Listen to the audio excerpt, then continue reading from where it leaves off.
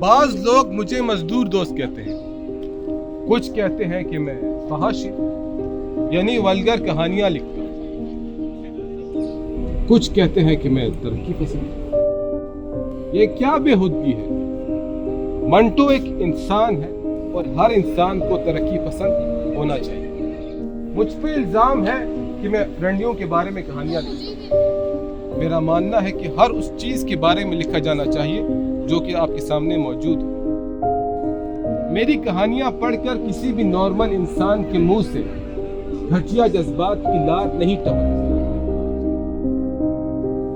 آپ کو میرا افسانہ پسند آئے یا نہ آئے، اس کا فیصلہ آپ خود کر لیں۔ میری کہانی میری دوسری کہانی کی پائی کی ہے یا نہیں، اس پہ بحث لٹری کرٹکس کر لیں، لیکن ادب یعنی لٹریچر ہرگز فحش نہیں ہو سکتا۔ مجھ سے اکثر لوگ آ کر پوچھتے ہیں کہ آپ ایسی کہانیاں کیوں لکھتے ہیں؟ کیوں نہ لکھوں میں شام کے بارے میں؟ کیا وہ ہمارے معاشرے کا حصہ نہیں؟ انہیں وہاں جانے کی کھلی اجازت ہے، لیکن ہمیں ان کے بارے میں لکھنے کی نہیں۔ کیوں نہیں؟ جو چیز جیسی ہے اسے ویسی پیش کیوں نہ کیا جائے؟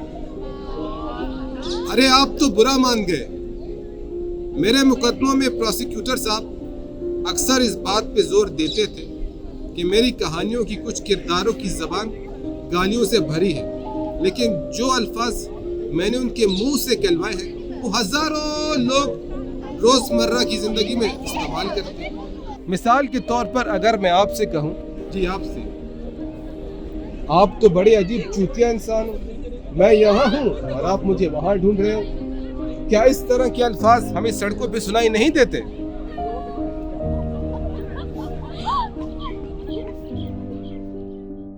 یہ ضروری ہے کہ زمانے کی کروٹوں کے ساتھ ادب بھی کروٹ بدلے۔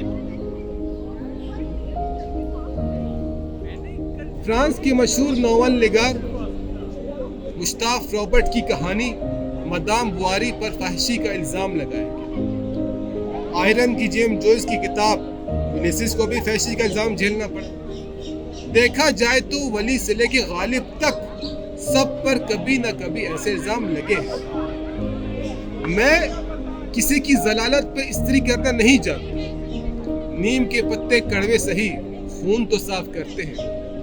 میں تو صرف اتنا جانتا ہوں کہ میری کہانی ایک آئینہ ہے جس میں معاشرہ اپنے آپ کو دیکھ سکے، اور اگر کسی بری صورت والے کو آئینے ہی سے شکایت ہو تو اس میں میرا کیا قصور؟ اگر آپ میری کہانیوں کو برداشت نہیں کر سکتے تو اس کا مطلب یہ ہے کہ یہ زمانہ ہی ناقابل برداشت ہے۔ ہندوستان زندہ باد، پاکستان زندہ باد۔ ان چیختے چلاتے نعروں کے بیچ کئی سوال تھے، ایک ہندوستانی سوال، ایک پاکستانی سوال، ایک ہندو جواب، ایک مسلمان جواب۔ کوئی اسے 1857 کے کھنڈر میں ڈھونڈتا ہے تو کوئی اسے مغلیہ حکومت کے ملبے میں ٹٹولنے کی کوشش کرتا ہے۔ سب کے سب پیچھے دیکھ رہے ہیں، لیکن آج کے قاتل لہو اور لوہے سے تاریخ لکھتے جا رہے ہیں۔